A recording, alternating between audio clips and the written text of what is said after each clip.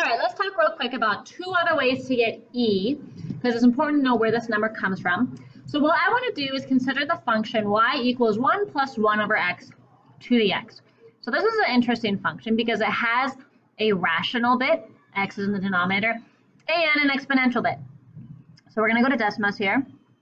And this is the graph of what the function I just gave you. So if you look at this, you can see that there is a vertical asymptote right around here at around -1. And then it looks like it's -1. We're not really sure exactly what it is. There's a horizontal asymptote here, and the part we're interested in is the part in the first quadrant here. So I want you to notice what happens to the curve as x gets larger and larger. So as x goes to infinity, what is the actual function doing? Now, as you can see, that this actually levels off. It's very clear there's a horizontal asymptote. But the question is, what is the horizontal asymptote? If I keep going and going and going along the x-axis, clearly leveling off somewhere, and it just so happens that the horizontal asymptote is e. So as I go to the right forever and ever and ever, my function gets closer and closer to e. And remember how we talked about e being a limit? This is the idea of a limit. As x gets huge, y gets really, really close to it. So let's go back to our notes and jot that down here. So y equals e is the horizontal asymptote of f of x. You can also say as x approaches positive infinity, y approaches e.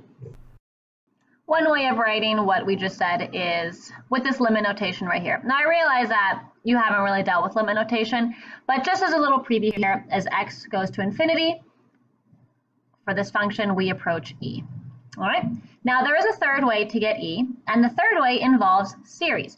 Now you might be thinking, I don't know what a series is. So this is a little preview of series. If we have time, we do series at the end of Algebra 2. They're pretty cool, and series are really useful in ways that I can't even get into now because it's like a half-a-year course here. But anyway, let's take this series here, and I'm going to write it down, and I don't want you to get intimidated by the notation. This is equal to e here. So let's break this down. First of all, this right here is sigma, this symbol that I wrote.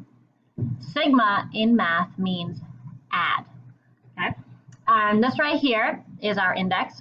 And what this means is you're going to start with n being 0, and you're going to plug in 0, then plug in 1, then plug in 2, 3, 4, etc., all the way up to infinity.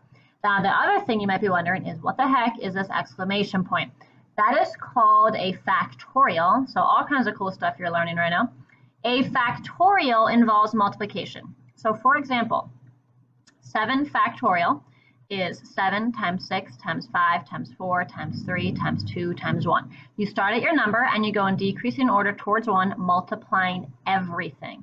So 4 factorial will be 4 times 3 times 2 times 1. So factorials grow very quickly. Exponentials grow very quickly. Factorials grow very quickly. So another way of thinking about e is by factorials, basically, adding factorials. So I'm going to write this out with you. Let's start with 0. We're going to plug 0 in first. So that would mean I would have 1 over 0 factorial. Then I'm going to add. Now plug in n equals 1. 1 factorial. Then I'm going to add, plug in 2. Add, plug in 3, 4. I mean, you could stay here and do this forever. If you do this forever, again, the idea of a limit is here. It's very clear. If you go on forever, this number will level off at e, and I will show you that in a second. Now, I want to talk about what this actually is. So first of all, 0 factorial is kind of weird because it's like, how do I even multiply anything to get to 1? Because I'm at 0. 0 factorial, by definition, is 1. And I don't have a good explanation for that, unfortunately, but there is reasoning and proof behind it. For now, just take my word. 0 factorial is 1. So 1 over 1 is 1. 1 factorial, it's just 1. You can't multiply by anything. 2 factorial will be 2 times 1, so a half. 3 factorial is 3 times 2 times 1, which is a sixth. 4 factorial, 4 times 3 times 2 times 1, 12, 24, whoops, 24. Let's do one more. 5 times 4 times 3 times 2 times 1, that's 1 over 120. You can keep going forever. So again, if you added these all up, you would eventually end up at e. And you can see how close this actually is if we get our calculator here and we add up a couple of these. So let's see how close we're going to get. If we do 1 plus 1 plus, now let's add a half, which is 0.5, plus, now let's add a sixth, plus, I'm already at 2.6 here. Now let's add 1 over 24, plus, now I'm at 2.708. Now let's add plus 1 over 120. Oh my gosh, I'm really close. So even just by adding 1, 2, 3, 4, 6 terms, I'm already almost at E. I'm almost at 2.718. And again, if you kept going here, if you had a lot of time on your hands, you would get there even quicker.